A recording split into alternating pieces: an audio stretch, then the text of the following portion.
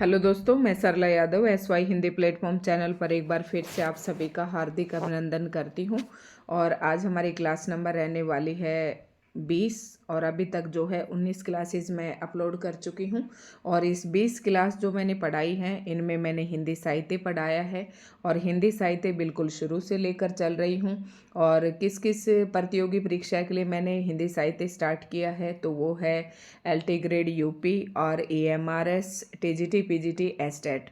अगर इसी के साथ और भी कोई एग्ज़ाम है जहाँ पर हिंदी साहित्य पूछा जाता है तो उनके लिए भी आप फर्स्ट वीडियो से लेकर देख सकते हैं। इसके लिए मैंने एक अलग से प्लेलिस्ट बना रखी है LT grade TGT PGT estate और AMRS के नाम से। संपूर्ण हिंदी साहित्य आपको वहाँ पर मिल जाएगा और हिंदी व्याकरण भी मैंने पूरा करवा रखा है। तो दोस्तों, अगर आप हमारे चैनल से जुड़ना चाहते हैं, अगर निःशुल्क आप अपनी प्रिपरेशन करना चाहते हैं तो आप हमारे चैनल से जुड़ सकते हैं। इसके लिए आपको चैनल को सब्सक्राइब करना होगा और बेल आइकन पर प्रेस कर लें ताकि जब भी मैं वीडियो डालूं तो आपके पास नोटिफिकेशन आ जाए। साथ ही दोस्तों, SY हिंदी प्लेटफॉर्म के नाम से मेरा टेलीग्राम चैनल है, आप उसे भी ज्वाइन कर लें। जो भी इम्पोर्टेंट खबरें होती हैं वहाँ पर मैं शेयर करती रहती हूँ और जो वीडियो मैं यूट्यूब पर अपलोड करती हूँ वो भी मैं टेलीग्राम चैनल पर डालती रहती हूँ। तो दोस्तों, कल की क्लास नंबर 19 में हमने क्या चर्चा की थी कि हम पढ़ रही हैं भक्ति काल, जैसे मैंने कल भी बताया था कि लेकिन कल वाली वीडियो से मैं आपको एक बार कनेक्ट कर देती हूँ। भक्ति काल में 2 शाखाएं थी, एक निर्गुण और मैं ज़्यादा समय वेस्ट नहीं करूँगी, एक निर्गुण शाखा और दूसरी थी सगुण शाखा। तो हम कर रही थी निर्गुण शाखा और निर्गुण शाखा को फिर से 2 काव्य धाराओं में विभाजित किया गया, संत काव्य धारा और दूसरा था सूफी काव्य धारा। तो दोस्तों, हमने निर्गुण भी पढ़ लिया, संत भी पढ़ लिया और अब मैं पढ़ा रही हूँ सूफी काव्य धारा। और सूफी काव्य धारा पे मैंने एक वीडियो कल डाल दी थी। उस कल की वीडियो में मैंने जो है सूफी जितने भी कवि थे और उनकी जो रचनाएं थी, जैसे कि आपके सामने टेबल दिखाई दे रही है, इस टेबल में सारे सूफी कवि हैं, उनका प्रकाशन वर्ष है, रचनाएं हैं, भाषा है और उनमें जो प्रमुख छंद है वो सभी मैंने यहाँ पर बता दी थी। काफ़ी इंपॉर्टेंट टेबल है ये और उम्मीद करती हूँ कि आप सभी ने अपने नोट्स भी बना लिए होंगे। और जैसे कि कल मैंने लास्ट में बताया था कि आज की इस वीडियो में हम पढ़ेंगे ये जितनी भी मैंने रचनाएं आपको सूफी काव्य से रिलेटेड बताई हैं उन सभी रचनाओं में और कौन से महत्वपूर्ण तथ्य हैं जो आपके परीक्षा के दृष्टिकोण से महत्वपूर्ण रहने वाले हैं और जहां से प्रश्न बनते ही बनते हैं। तो आज इन्हें एक एक करके पढ़ेंगे। तो उम्मीद करती हूँ कि आप सभी ने कल की वीडियो देख ली होगी और अपने नोट्स भी बना लिए होंगे। और ज़्यादा से ज़्यादा दोस्तों वीडियो को शेयर करें, लाइक करें। ज़्यादा अगर व्यूज़ आते हैं तो मुझे मोटिवेशन मिलता है, जब व्यूज़ 50 भी नहीं आते तो फिर मेरा वीडियो डालने का मन नहीं करता। ठीक है, तो दोस्तों आज की वीडियो की शुरुआत करते इससे पहले कहूँगी वीडियो को लाइक ज़रूर करें।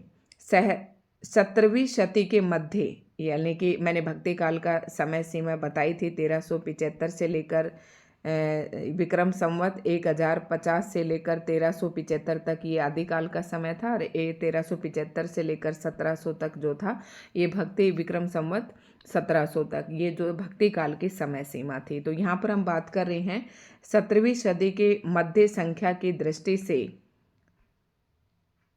सर्वाधिक प्रेमाखानों, इसे अब देखो जो संत काव्य धारा थी उसे ज्ञानाश्री शाखा भी कहते थे, ये भी याद रखना है आपको, और ज्ञानाश्री शाखा भी कहा। और जो सूफी काव्य धारा थी इसे हम प्रेमाश्री शाखा कहते हैं, ये याद, क्योंकि इसमें प्रेमाखान लिखे गए ज़्यादा से ज़्यादा तो प्रेमाश्री शाखा कहते हैं, ये बातें आप याद रखें। तो 17वीं शताब्दी के मध्य संख्या की दृष्टि से सर्वाधिक प्रेमाखानों की रचना जान कवि ने की और जिनकी रचना काल ये है 1612 से लेकर 1664 ईस्वी तक। तो यही है कि सबसे अधिक प्रेमाखान किसने लिखे, जान कवि ने लिखे। तो सबसे पहले जान कवि के बारे में ही जान लेते हैं। जान कवि ने 78 ग्रंथों की रचना की थी जिसमें 29 प्रेमाखानक हैं। इनमें से प्रमुख हैं, अब प्रेमाखानक कौन कौन से हैं जिनमें प्रेम कथाओं का वर्णन किया गया है, तो वो है कथा रत्नावली, कथा कनकावती, कथा मोहिनी, कथा कंवलावती, कथा नल दमयंती, कथा कलावंती, कथा रूपमंजरी, कथा पिजरशा, साहिजा देवी देवलदे, कथा कलंदर, ग्रंथ लैले मंजनू। तो ग्रंथ लैला मंजनू वाला तो कई बार पूछ लिया जाता है पेपर में, कथा रत्नावली भी पूछ ली जाती है, नल दमयंती वाला भी, ये थोड़ी सी इम्पोर्टेंट है, बाकी इसमें ज़्यादा इम्पोर्टेंट नहीं है, आप इसे नोट जरूर कर लें। अब जान कवि प्रथम हिंदी कवि हैं जिन्होंने फारसी के लैला मजनू आख्यान को लेकर लैला मंजनू काव्य की रचना की। अभी तक हमने हिंदी का प्रथम कवि पढ़ा, अवधी का प्रथम कवि पढ़ा, और अब बात करते हैं कि हम, जैसे कि आप सभी को पता है, सूफी काव्य पढ़ रहे हैं। इसके मैंने शुरू में ही बताया था कि इस्लामी काव्य की जो शुरुआत है वो कहाँ से हुई थी, लेकिन यहाँ से हमारे प्रश्न नहीं पूछे जाते हैं तो मैंने इसे स्किप कर दिया था, वैसे आपको दिखाया था। ठीक है, तो फारसी काव्य की अब बात कर रहे हैं हम, और फारसी काव्य में जो प्रथम कवि है वो जान कवि आता है। और फारसी के लैला मजनू कहते हैं ना, आप सभी समझ गए होंगे। लैला मजनू आख्यान को लेकर क्या लिखा इन्होंने, लैला मंजनू काव्य की रचना की। जान कवि की भाषा कौन सी थी, तो राजस्थानी प्रभावित ब्रज भाषा थी, ये भी इम्पोर्टेंट है, इस बात को याद रखना है। अब आता है काम की चीज़ें आपकी, यहाँ से जहाँ से प्रश्न बनता ही बनता है। दामोदर कवि ने अपनी रचना लखन सेन पद्मावती कथा को वीर कथा कहा है, ये पॉइंट भी हम इससे पहले भी पढ़ चुके हैं। और आचार्य रामचंद्र शुक्ल ने ईश्वर दास कृत सत्यवती कथा को भक्ति काल के किसी धारा में स्थान नहीं दिया, तो ये भी आपको याद रखना है। मैंने बताया था कि किसने किसको पहली रचना माना है, ये मैंने अभी बताया थोड़ी देर पहले वाली वीडियो में। तो ईश्वर दास कृत जो सत्यवती कथा है, इसको भक्ति काल की किसी भी धारा में शामिल नहीं किया आचार्य रामचंद्र शुक्ल जी ने। ठीक है, ये पॉइंट आपको नोट करके रखना है। अब आता है मृगावती की जो रचयिता कुतुबन चिश्ती वंश के शेख बुरहान के शिष्य थे और जौनपुर के बादशाह हुसैन शाह के आश्रित कवि थे। देखो, कई बार जो डीएसएसबी, केवीएस, एनवीएस के जो परीक्षाएं होती हैं, इनमें इस तरीके के प्रश्न भी पूछ लिए जाते हैं, बाकी यूजीसी नेट वगैरह में नहीं पूछे जाते हैं। तो मृगावती के रचयिता कौन थे, कुतुबन, आपसे ये पेपर में टीजीटी पीजीटी एस्टेट में भी पूछा जा सकता है। और इनके गुरु कौन थे, मृगावती के जो रचनाकार थे कुतुबन, तो उसका गुरु था शेख बुरहान। ठीक है, मृगावती में चंद्रनगर के गणपति देव के राजकुमार और कंचनपुर की रानी रूप मुरारी की कन्या मृगावती की प्रेम कथा का वर्णन है। जैसे कि मैंने अभी बताया कि जितने भी सूफी रचनाएं हैं वो प्रेमाखानक रचनाएं हैं, और इन मृगावती नामक रचना, मृगावती का सबसे पहले आपको रचनाकार याद करना है। मृगावती नामक जो रचना है वो किसने लिखी, तो ये कुतुबन ने लिखी। इसमें किसका वर्णन है, ये किस प्रकार की रचना है, तो ये एक प्रेम कथा है। किसकी प्रेम कथा, ये मृगावती की प्रेम कथा है। और मृगावती कहा थी कंचनपुर की रानी रूप मुरारी की कन्या थी।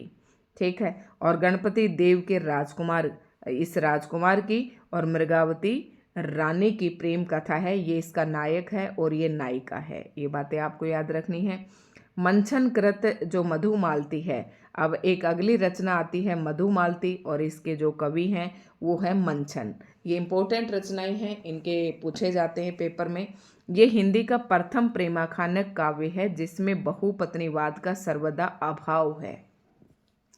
इस्लाम में आपको पता है कि बहुपत्नीवाद पाया जाता है, लेकिन अगर उसी इस्लामी प्रेमाखानक की हम बात करें तो इसमें बहुपत्नीवाद का अभाव देखने को आपको मिलेगा, यानी कि इसमें बहुपत्नीवाद नहीं दिखाया गया है। और मधुमालती जो रचना है मंचन कृत, इसके जो नायक हैं वो मनोहर हैं, और इसकी जो राजकुमारी है वो खुद मधुमालती है। आपने ये नोट किया होगा, सूफी प्रेमाखान जितने भी हैं उन सभी की जो नायिका है उसी के नाम पर इन रचनाओं के नाम हैं। ठीक है, प्रेम कथा के इसमें क्या है कि मधुमालती के में नायक मनोहर और महारस नगर की राजकुमारी मधुमालती की प्रेम कथा के अनंतर प्रेमा और ताराचंद की भी प्रेम कथा समानांतर रूप से चलती है। तो एक प्रेमा और ताराचंद, इन दोनों की प्रेम कथा भी मनोहर और मधुमालती की प्रेम कथा के लगातार साथ साथ चलती रहती है। इसमें बनारसी दास ने अपनी आत्मकथा अर्ध कथानक में दो प्रेमाख्यानक मृगावती और मधुमालती का उल्लेख किया है जो निम्नलिखित है। Very most important point. वैसे जो बच्चे स्टार्टिंग से पढ़ रहे हैं वो तो ये सोचेंगे कि ये पॉइंट इतना इम्पोर्टेंट कैसे रह सकता है, लेकिन ये बहुत ही इम्पोर्टेंट है और ये परीक्षाओं में पूछा जा चुका है। जब हम हिंदी की आत्मकथाएं पढ़ेंगे, जीवनी पढ़ेंगे, रिपोर्टाज पढ़ेंगे, तो जब हम आत्मकथाएं लिखते हैं तो सबसे पहले आत्मकथा किसने लिखी थी? बनारसी दास ने लिखी थी।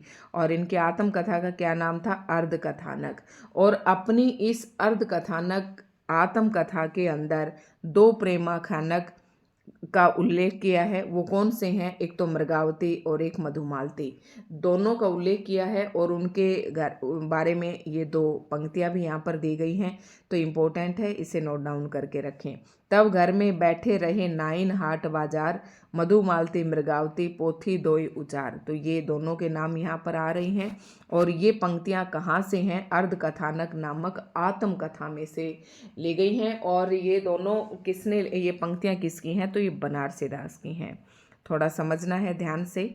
अगला जो पॉइंट है, सन 1643 यानी कि संवत 1700 में दक्षिण के शायर नसरती ने मधुमालती के आधार पर दक्षिण, ये आप रहने दें, इसे छोड़ दें। अब आती है एक और इम्पोर्टेंट रचना काफ़ी, जहाँ से प्रश्न एक नहीं अनेकों मतलब परीक्षा कोई भी हो, एक प्रश्न यहाँ से जरूर पूछा जाता है। जायसी सूफी काव्य के प्रमुख प्रवर्तक जो है, ये जायसी को ही माना जाता है। और जायसी की एक महत्वपूर्ण रचना है पद्मावत। और पद्मावत जो है कौन सी भाषा में लिखी गई थी? ये अवधी भाषा में लिखी थी। इसमें ये भी पूछा जाता है कि जायसी कृत पद्मावत किसकी रचना है? तो जायसी की रचना है। कौन सी भाषा में लिखी? टीजीटी एस्टेट में पूछा गया था, तो अवधी भाषा में। पूछे कि आपसे कुल इसमें कितने खंड हैं, यानी कि कितने अध्याय हैं, तो आपको बताना है कि इसमें 57 खंड हैं। और इसका प्रिय अलंकार कौन सा है? तो उत्प्रेक्षा अलंकार है। देखो एक ही लाइन में आपको 1 2 3 4 प्रश्न देखने को मिल गए हैं। काफ़ी इंपॉर्टेंट हैं ये सारी बातें। मलिक मोहम्मद जायसी, पूरा नाम ये था मलिक मोहम्मद जायसी, ने अपने पूर्व लिखे गए 4 प्रेमाखानों का उल्लेख किया है। कौन से? मधुमालती, मृगावती, मुग्धावती और प्रेमावती। अपने पूर्व लिखे गए, यानी कि जायसी से पहले ये लिखे जा चुके थे, तो लिखे गए 4 प्रेमाखानों का उल्लेख किया है। इन चारों का भी इन्होंने उल्लेख किया है, ये भी पॉइंट इम्पोर्टेंट है। जायसी प्रसिद्ध सूफी फकीर शेख मोहिदी यानी कि मोहिउद्दीन के शिष्य थे और शेर शाह के समकालीन कवि थे तथा अमेठी के निकट जायस में रहते थे। जायस नामक गांव में, नगर में ये रहते थे। और जायसी के जो गुरु थे वो कौन थे? सूफी फकीर शेख मोहिदी, ये याद रखना है। अब जायसी की जो रचना है वो आती हैं, और वेरी मोस्ट इम्पोर्टेंट ये रचनाएं हैं, आपको याद कर लेनी है सारी। तो जायसी की कौन कौन सी रचनाएं हैं और उनका विषय क्या है? सबसे पहले हमने पद्मावत पढ़ी। पद्मावत का प्रकाशन 1540 में, वो अवधी भाषा में लिखी गई। उत्प्रेक्षा जो है इसका प्रिय अलंकार है, इसमें ये भी बताया गया है। ठीक है, अब देखते हैं कि इसमें और क्या इम्पोर्टेंट है। पद्मावत में नागमती, पद्मावती और रतन सेन की प्रेम कहानी है, इसका विषय ये है। ठीक है, एक और इनकी रचना है अखरावट। ये भी प्रश्न में पेपर में पूछी जाती है कि अखरावट किसकी रचना है, तो ये भी जायसी की रचना है। और अखरावट, जैसे कि हम अक्षर बोलते हैं, अरे तेरे को तो एक अक्षर भी नहीं आता, जैसे ये अक्षर है, अरे एक अक्षर लिख के दिखा देना तू मेरे को, ऐसा है, तो बोलते हैं ना कई बार, तो ये अक्षर है। अक्षर मतलब कै ख ग घ ड़, आप समझ गए होंगे। और ये वर्णमाला के एक एक अक्षर को लेकर इसमें सिद्धांत संबंधित तत्वों से भरी चौपाई है। तो ये भी आप समझ गए होंगे कि अखरावट नाम से ये अक्षर का पता चल रहा है। और कैसे गए तक, जैसे मान लो मैं एग्जाम्पल के तौर पे समझा रही हूँ, ये हमारी वर्णमाला के अक्षर हैं, स्वर भी हैं, ऐसे अंक तक। ठीक है, तो वर्णमाला के एक एक अक्षर को लेकर इसमें सिद्धांत निरूपित किए गए हैं। आगे आता है आखिरी कलाम। आखिरी कलाम जो है, आखिरी कलाम ये भी जायसी की रचना है। इसमें कयामत का वर्णन तथा मुगल बादशाह बाबर की प्रशंसा है। Very most important. तो ये पूछा जाता है कयामत का वर्णन किस रचना में मिलता है, तो आपको बताना है जायसी कृत आखिरी कलाम में मिलता है। चित्ररेखा अगली रचना है, चित्ररेखा, और ये एक लघु प्रेमाखानक है। उसके बाद है कहरानामा, तो ये आध्यात्मिक विवाह का वर्णन है, ये कहरवा शैली में लिखा हुआ है। उसके बाद है मसलानामा, ईश्वर भक्ति के प्रति प्रेम निवेदन है। तो इसकी इम्पोर्टेंट तो 3 है, पद्मावत, अखरावट और आखिरी कलाम। ये तीनों बहुत इम्पोर्टेंट है और पेपर में खूब इनसे प्रश्न पूछे जाते हैं। उसके बाद आता है आचार्य रामचंद्र शुक्ल ने जायसी द्वारा रचित 3 ग्रंथ कौन कौन से, पद्मावत, अखरावट और आखिरी कलाम का ही उल्लेख किया है। मैंने कहा ना ये 3 ही सबसे ज़्यादा इम्पोर्टेंट है और इन तीनों का उल्लेख किसने किया है, आचार्य रामचंद्र शुक्ल जी ने। आपसे प्रश्न ऐसे भी पूछ सकते हैं कि जायसी के कौन से 3 ग्रंथों का वर्णन रामचंद्र शुक्ल जी ने किया है, तो ये 3 है, पद्मावत, अखरावट और आखिरी कलाम। आचार्य शुक्ल के अनुसार पद्मावत की कथा का पूर्वार्ध कल्पित और उत्तरार्ध का ऐतिहासिक है। देखो ये पॉइंट अच्छे हैं, जैसे कि ये पद्मावत नामक रचना है, इसकी कथा वस्तु है, ये कथा वस्तु है, तो इस कथा का जो पूर्वार्ध है वो आधा तो क्या है, काल्पनिक है, और जो लास्ट का है वो ऐतिहासिक है। और ऐसा कौन मानता है, आचार्य रामचंद्र शुक्ल जी मानते हैं। आचार्य रामचंद्र शुक्ल ने लिखा है, कबीर ने केवल भिन्न प्रतीत होती हुई परोक्ष सत्ता की एकता का आभास दिया था। प्रत्यक्ष जीवन की एकता का दृश्य सामने रखने की आवश्यकता बनी थी, ये जायसी द्वारा पूरी की गई। तो रामचंद्र शुक्ल ने कबीर ने केवल भिन्न प्रतीति होती हुई परोक्ष सत्ता की एकता का आभास दिया था। प्रत्यक्ष, अब परोक्ष का उल्टा प्रत्यक्ष का क्या होता है, अप्रत्यक्ष, परोक्ष, तो उसने परोक्ष रूप से बताया था, लेकिन जायसी ने प्रत्यक्ष जीवन से सब कुछ एकता का दृश्य सामने रखने की मतलब हिम्मत की और सबके सामने रखा। तो ये कथन है आचार्य रामचंद्र शुक्ल जी का। अब पद्मावत जो रचना है ना जायसी की, उसमें जितने भी पात्र हैं वो प्रतीक के रूप में प्रयोग किए गए हैं। यानी कि जो रतन सेन है वो मन का प्रतीक है या आत्मा भी कह सकते हैं। जो सिंगल दीप का जिक्र आता है वो हृदय का प्रतीक है, और जो पद्मावती है वो श्रद्धा या सात्विक बुद्धि का प्रतीक है, और जो हीरामंत होता है वो गुरु का प्रतीक है। नागमती जो है सांसारिक बुद्धि का प्रतीक है। देखो ध्यान रखना, इसमें पद्मावती जो है ये श्रद्धा यानी कि सात्विक बुद्धि का प्रतीक है, नागमती जो है सांसारिक बुद्धि का प्रतीक है, राघव चेतन शैतान का प्रतीक है, और अलाउद्दीन जो है माया का प्रतीक है। ये सारे प्रतीक आपको याद कर लेने हैं, यहाँ से भी प्रश्न कई बार पेपर में पूछ लिया जाता है। अब विजय देव नारायण शाही ने पद्मावत को हिंदी में अपने ढंग की अकेली ट्रेजिडी कृत रचना कहा है, ट्रेजिडी कृति कहा है। ठीक है, ये याद रखना है आपको, किसने कहा है पद्मावत को ट्रेजिडी रचना, किसने कहा है, विजय देव नारायण शाही ने। तो ये पॉइंट सिर्फ आपको याद रखने लायक है। पद्मावत का नागमती वियोग खंड हिंदी साहित्य की अनुपम निधि है। अब आपसे पूछ ले कि हिंदी साहित्य की पद्मावत का कौन सा वो खंड है जिसे हिंदी साहित्य की अनुपम निधि कहा जाता है, तो वो नागमती वियोग खंड है। और प्रेमाखानक काव्यों में 5 चौपाई के बाद एक दोहा देने की परंपरा निम्नलिखित कृतियों में पाई जाती है। ये भी बहुत इंपॉर्टेंट है, जब आप डिटेल से पढ़ेंगे तो यही सारे प्रश्न जो मैं बता रही हूँ यही निकल कर आपके सामने आएंगे। चाहिए आप ये वीडियो देखकर किसी बुक से आप डिटेल पढ़ के देख लेना, आपको पता चल जाएगा।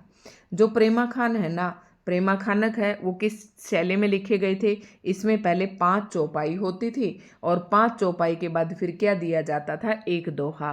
और इस प्रकार के तरीके से 5 चौपाई के बाद एक दोहा देकर कौन कौन सी रचनाएं लिखी गई, मृगावती, मधुमालती, इंद्रावती और सत्यवती कथा, चंदायन। ठीक है, आलमकृत, माधवानल, कामकंदला, ये 6 रचनाएं हैं जो इसी 5 चौपाई के बाद एक दोहा देकर लिखी गई। ये भी बात याद करने लायक है। प्रेमाखानक काव्यों में 7 चौपाई के बाद एक दोहा देने की परंपरा, अब उसमें 5 चौपाई एक दोहा था तो वो 6 रचनाएं थी जिसमें ऐसा प्रयोग किया गया, और अब वही प्रेमाखानक है जिसमें 7 चौपाई के बाद एक दोहा दिया गया। तो ऐसे तरीके से 2 ही रचनाएं लिखी गई, एक तो पद्मावत और एक चित्रावली। तो आपको समझ में आ रहा होगा।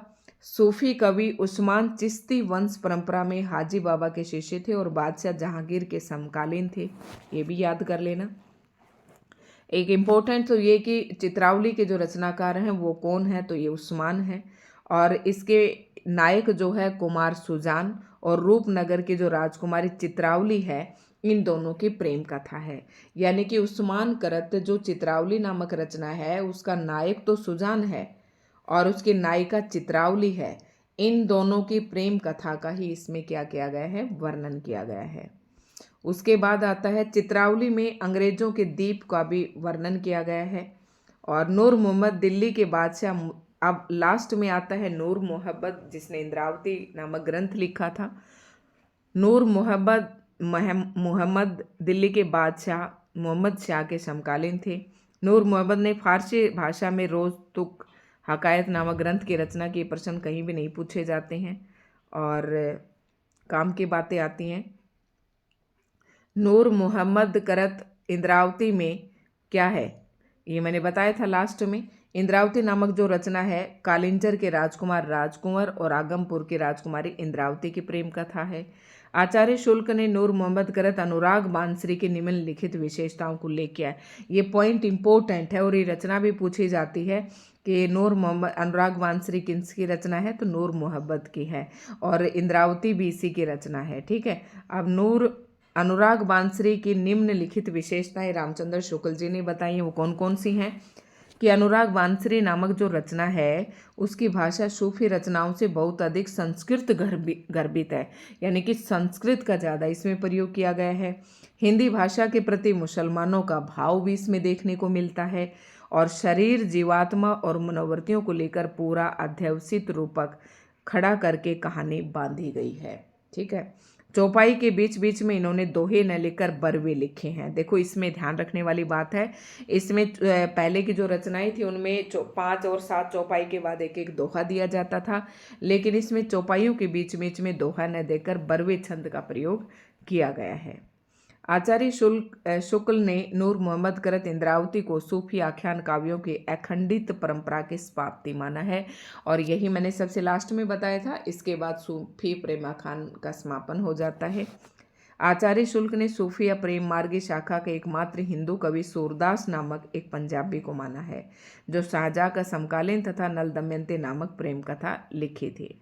अब देखो कुछ है प्रेमाख्यान काव्य और उनके नायक नायिका। जैसे ये तो वैसे मैं बता भी चुकी हूँ, लेकिन यहाँ पर एक जगह पर भी सारे दिए गए हैं तो ये भी आपने नोट्स बनाए। चंदायन नामक जो रचना है जो मुल्ला दाऊद की रचना है, चंदायन। ठीक है, तो इसके नायक कौन है, लोर, और इसके नायिका कौन है, चंदा। सत्यवती कथा में राजकुमारी जो है सत्यवती ये नायिका है और जो नायक है वो राजकुमार ऋतुपर्ण है। मृगावती नामक रचना में राजकुमार और मृगावती यानी कि नायक राजकुमार है और नायिका मृगावती है। पद्मावत में रतनसेन, पद्मावती और पत्नी नागमती। ठीक है, ये नागमती जो है ये रतनसेन की पत्नी है, पद्मावती से प्रेम करते हैं तो ऐसा दिखाया गया है। और मधुमालती में मधुमालती, मनोहर और प्रेमा तारा मैंने अभी बताया था। इन दोनों की कहानी और इन दोनों कहानी साथ साथ चलती है। माधवानल कामकंदला में कामकंदला और माधव का जिक्र है। रूपमंजरी में विवाहिता रूपमंजरी और कृष्ण नायक नायिका हैं। रतन सेन इसमें रंभा और सोमा जो है ये दोनों नायक और नायिका हैं। अब जो है सूफी कवियों की महत्वपूर्ण काव्य पंक्तियाँ ये मैं एक अलग वीडियो में डाल दूंगी। तो दोस्तों आज की वीडियो आपको कैसे लगी कमेंट करके ज़रूर बताएं। वीडियो अच्छी लगी हो तो लाइक एंड शेयर जरूर करें।